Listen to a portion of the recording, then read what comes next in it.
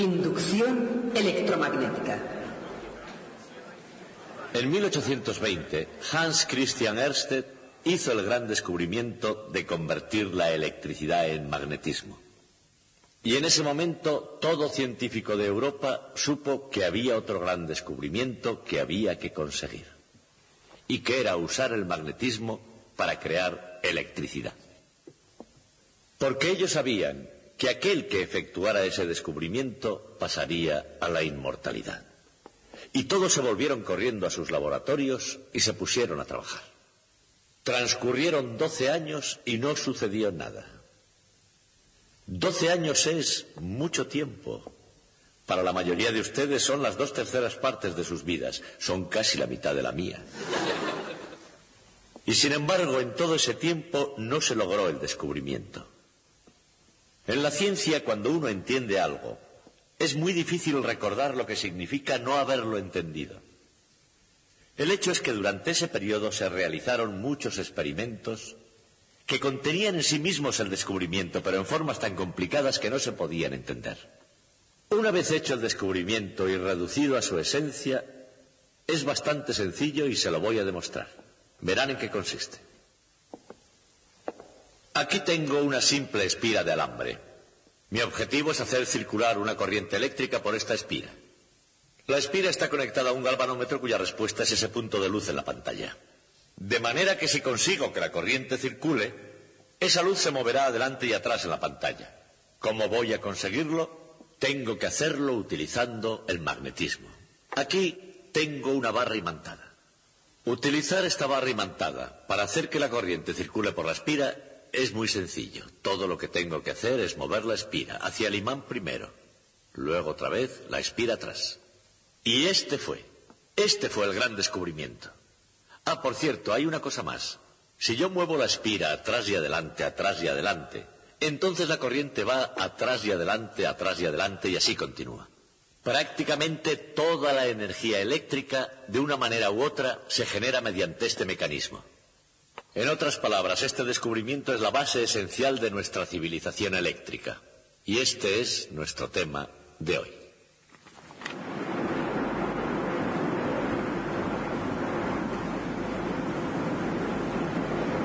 Sin energía, las civilizaciones no van a ninguna parte, ni siquiera en círculos. Pero con un viento fuerte y constante y con una máquina relativamente simple, puede haber una fuente inagotable de energía en cualquier lugar.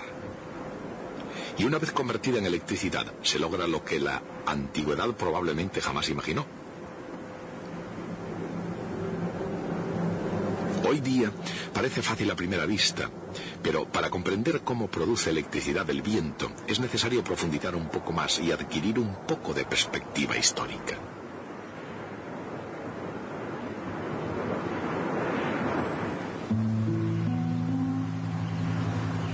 Los holandeses fueron maestros en lo referente a los molinos de viento.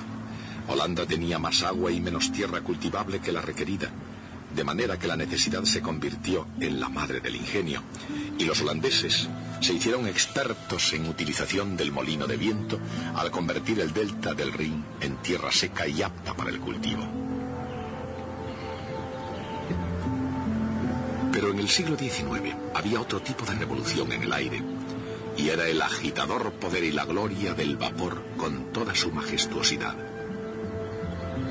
El futuro no pertenecía a los molinos de viento, sino a las máquinas de vapor alimentadas por un mineral sólido llamado carbón.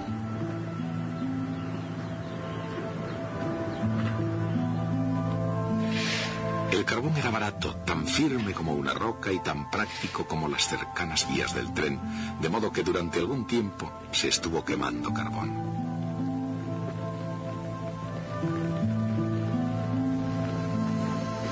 Sin embargo, tanto en el comercio como en la química, pocas cosas han permanecido sin cambios durante mucho tiempo. Y aun cuando el carbón producía el vapor en las naciones industrializadas, entró en escena un elemento nuevo y diferente. Recibió el nombre de electricidad.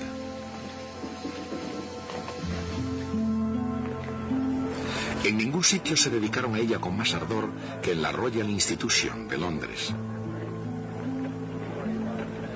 Y nadie se entregó más a esa tarea que el diligente e intuitivo científico del siglo XVIII, Michael Faraday.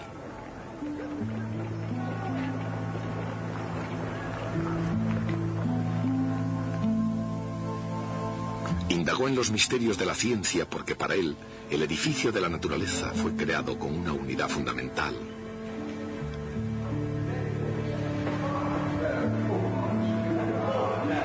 Y el señor Faraday creía que su anteproyecto podía encontrarse en las leyes de la física. Con esa creencia, Faraday se sintió motivado a desterrar un nuevo eslabón entre dos de las fuerzas fundamentales de la naturaleza, el magnetismo y la electricidad.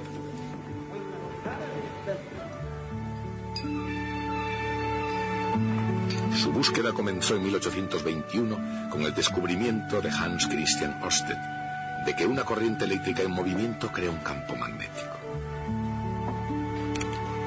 En primer lugar, Faraday reprodujo el experimento y luego, dando un rodeo, dio un gran paso adelante. Inventó un dispositivo que se mantenía dando vueltas siguiendo el campo magnético circular creado por una corriente. Y a partir de entonces, cuando la gente pensaba en algo que daba vueltas para producir energía, ya no pensaba solamente en los molinos de viento o en máquinas de vapor. Con este asombroso dispositivo, una corriente eléctrica podía crear trabajo físico. En otras palabras, este fue el primer motor eléctrico del mundo.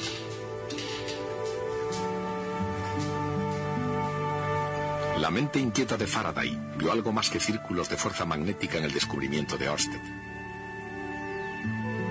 Vio una cuestión científica crucial. Si una corriente eléctrica podía crear un campo magnético, ¿podría un campo magnético crear una corriente eléctrica? La respuesta no surgió fácilmente. Tomó aceite para su lámpara, y papel, genialidad y tenacidad. Innumerables combinaciones de bobinas, imanes y alambres.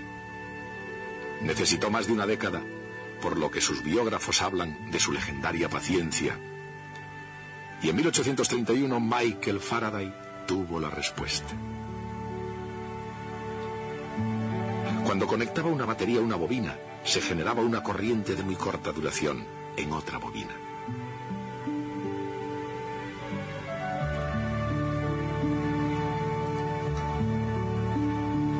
Él había encontrado la respuesta, y en el proceso había descubierto el principio de inducción electromagnética. ¿Cómo funciona realmente la inducción electromagnética? En otras palabras, ¿cómo puede un campo magnético producir una corriente eléctrica en un circuito?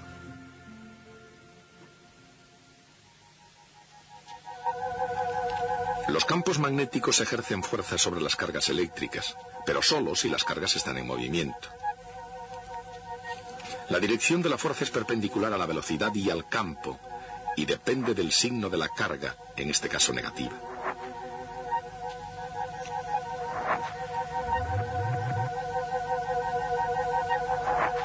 Por ejemplo, las cargas pueden ser electrones en un trozo de alambre. El simple movimiento de un alambre a través de un campo magnético hace que una corriente trate de originarse en él. Pero el campo de una barra imantada puede ser perpendicular en cada punto a una espira circular de alambre. De manera que al mover la espira se crea una fuerza que produce una corriente a lo largo de la espira. La corriente circula en un sentido si la espira se mueve hacia arriba y en otro si la espira se mueve hacia abajo.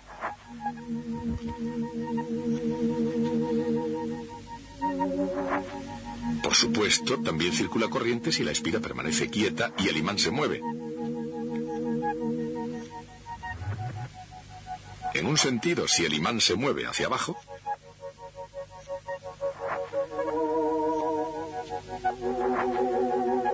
y en el otro, si el imán se mueve hacia arriba. De hecho, Faraday descubrió que cualquier método que modificara el campo magnético a través de un circuito produciría una corriente. Por ejemplo, podía inducir una corriente moviendo una barra imantada respecto a una bobina,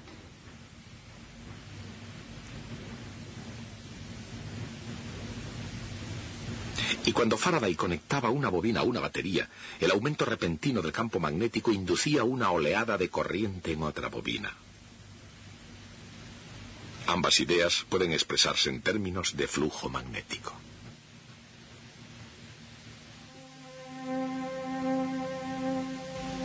El flujo magnético total a través de una superficie es la integral de la componente del campo magnético perpendicular a cada elemento de área de la superficie.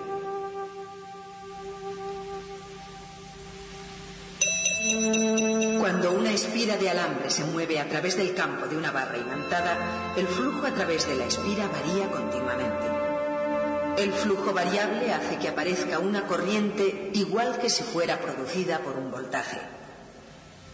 Ese voltaje, llamado fuerza electromotriz E, es igual a menos el ritmo de cambio de flujo magnético a través de la espira.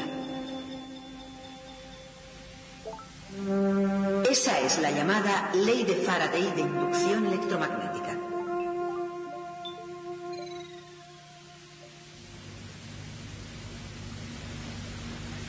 Una generación más tarde y en otro continente, otros geniales pioneros sacarían el mayor provecho del descubrimiento de Faraday. Sus nombres eran Thomas Edison y Nikola Tesla. Sin embargo, a diferencia de Faraday, su principal ambición era poner en funcionamiento máquinas y conseguir que fueran rentables económicamente.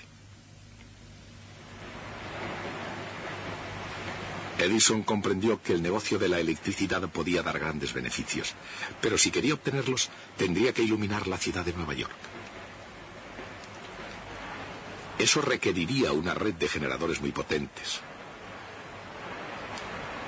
Y con independencia de su forma técnica, el principio de toda dinamo surge de la ley de Faraday de inducción electromagnética.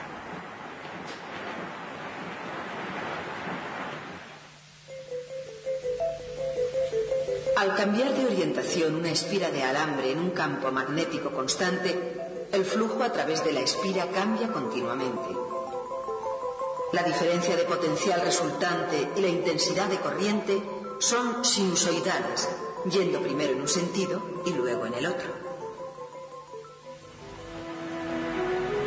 Utilizando ingeniosos contactos deslizantes unidos a bobinas en rotación, Edison fue capaz de compensar la diferencia de potencial oscilante, obteniendo una corriente que siempre circulaba en la misma dirección desde sus generadores. Tesla pensaba que el sistema de corriente continua de Edison era costoso y poco eficiente, y que la corriente alterna haría mejor la tarea. Pero sea continua o alterna, queda una cuestión. ¿En qué sentido circula la corriente inducida?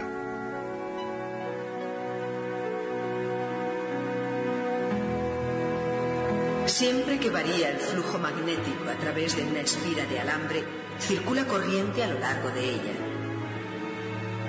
La corriente circula en un sentido si el flujo decrece y en el otro sentido cuando el flujo aumenta.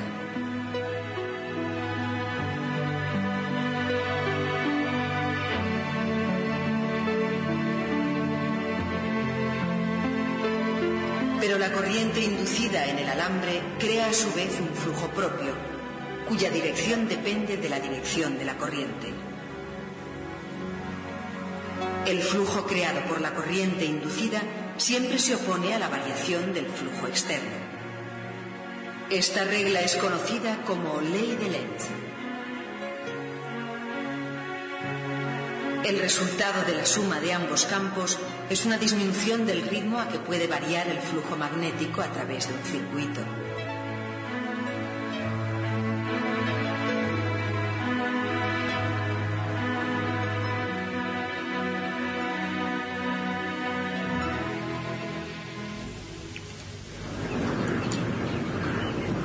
A medida que la energía eléctrica se volvió más importante, la ley de Lenz no disminuyó el ritmo de cambio del progreso tecnológico. Y las máquinas de vapor no quedaron fuera de juego, ni mucho menos. Máquinas alimentadas por carbón y petróleo continuaron haciendo girar generadores y produciendo energía eléctrica.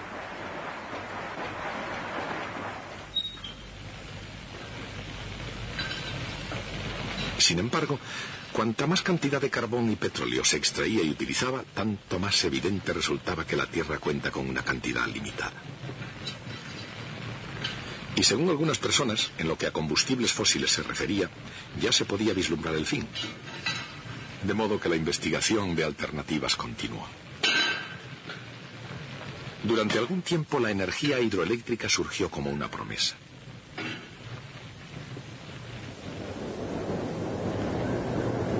Pero en la búsqueda de una fuente de energía limpia, eficiente y abundante, ni todos los ríos del mundo juntos podrían jamás proporcionar suficiente. Así como tampoco podría hacerlo el viento por sí mismo.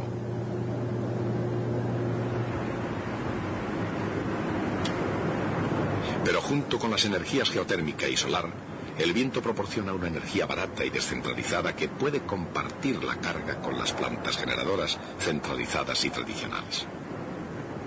Valiéndose de la tecnología actual, estos molinos son mucho más eficientes que sus semejantes holandeses de hace unos siglos.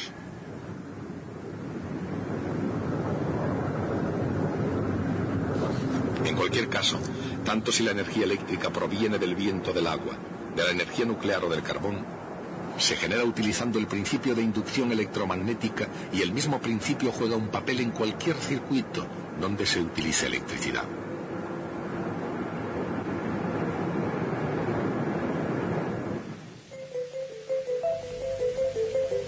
Una corriente eléctrica en cualquier circuito crea un campo magnético que en cualquier momento que cambie induce una corriente en el propio circuito que se opone a ese cambio. Este fenómeno se llama autoinducción. El efecto de la autoinducción es más intenso en una bobina de muchas espiras llamada solenoide, y es precisamente porque forma muchos lazos alrededor del flujo cambiante.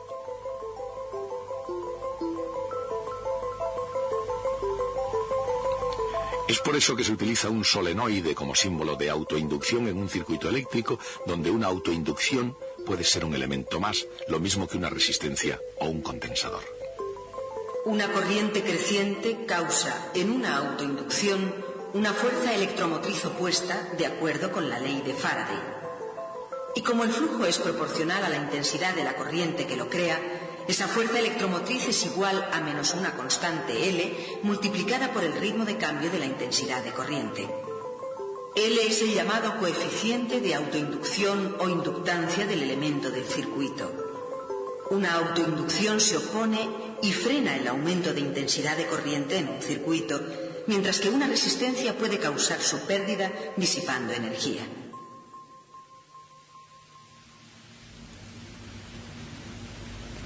Pero más allá de estas consideraciones prácticas, ¿qué valor tiene la teoría de Michael Faraday? Para los principiantes, a diferencia de un motor, no es sencilla y evidente. Y a diferencia de cualquier máquina, no es algo a lo que se pueda poner precio. De hecho, el valor de la inducción electromagnética está más allá de la economía política, de la tecnología. Y es porque la teoría de Faraday revela algo nuevo sobre la esencia de los campos eléctricos y magnéticos, y en su avance cambia las reglas por las que se rige la naturaleza en su juego.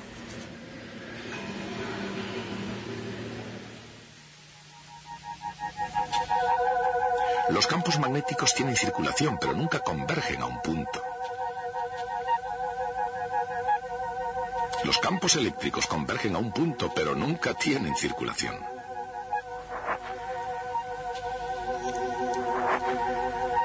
En lenguaje matemático eso significa que la integral de línea de un campo electrostático a lo largo de cualquier trayectoria cerrada es siempre igual a cero.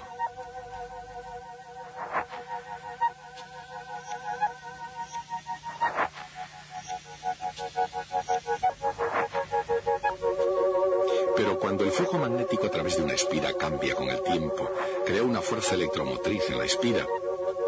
Y esa fuerza electromotriz es debida a un campo eléctrico cuya integral de línea no es igual a cero.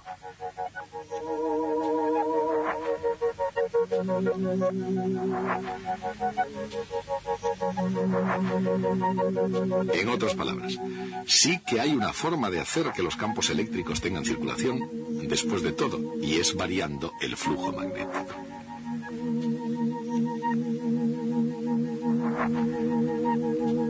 Cuando Faraday descubrió que un flujo magnético variable podía producir una circulación en un campo eléctrico, añadió algo extraordinario a las leyes de la electricidad y del magnetismo.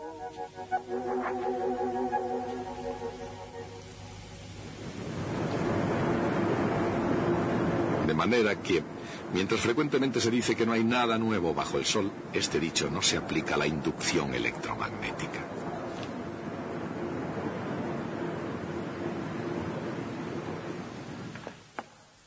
Desearía mostrarles algo verdaderamente extraordinario, pero antes tengo la obligación de explicarles qué es lo que van a ver.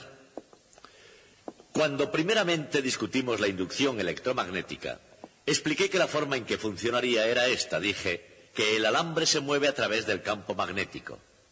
Y debido a este movimiento del alambre se ejerce sobre las cargas en el interior una fuerza que pone la corriente en movimiento.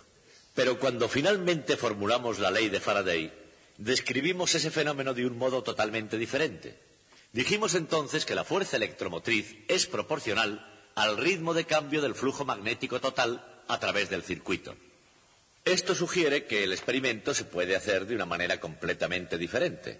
Lo que podemos hacer es tomar un solenoide, es una bobina en forma de hélice, como esta, en la cual el alambre da vueltas y vueltas. Si pasamos una corriente a través de ella, crea un campo magnético en esta dirección.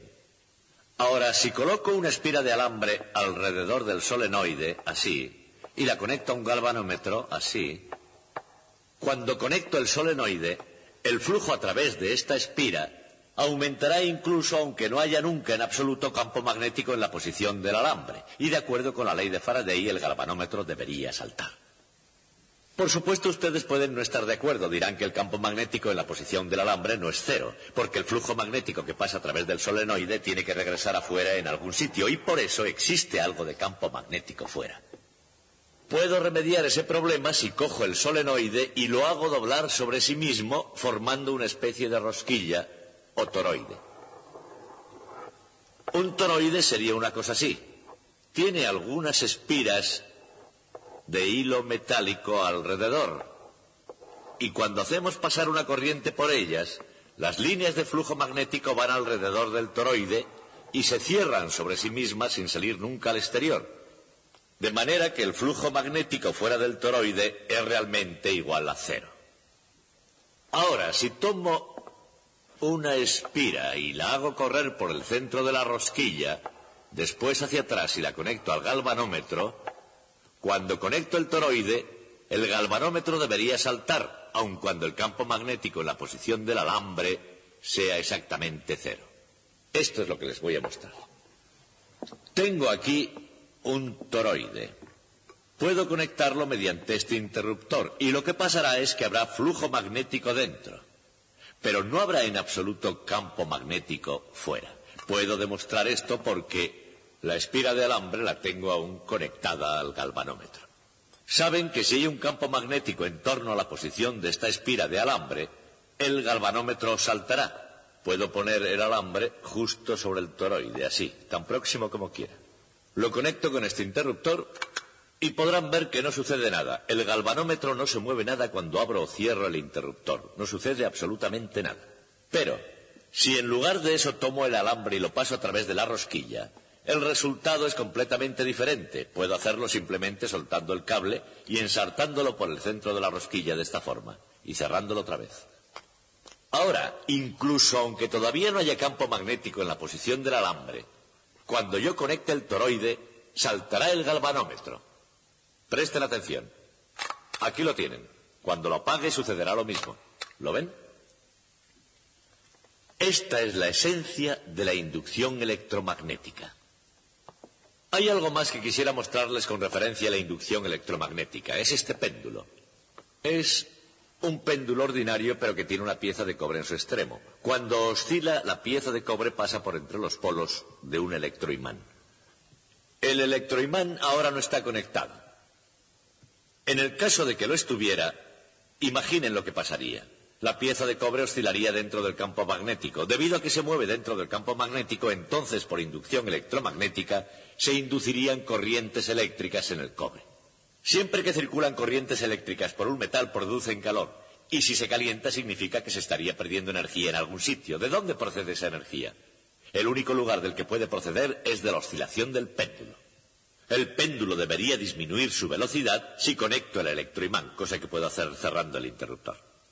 Esto es lo que voy a hacer. Haré oscilar el péndulo de nuevo. El péndulo empezará a oscilar. Fíjense en el ritmo de oscilación. Y cuando cierre el interruptor, podrán comprobar que el péndulo disminuye su velocidad. Así que mucha atención. Lo pongo a oscilar, cierro el interruptor precisamente ahora y observen. ¿Qué? ¿Se dan cuenta? Me gustaría que vieran otra cosa. La inducción electromagnética no solo puede detener una pieza de metal, también la pone en movimiento, porque a una pieza de metal no le gusta estar donde hay una intensidad de campo magnético muy fuerte, como el que tengo aquí.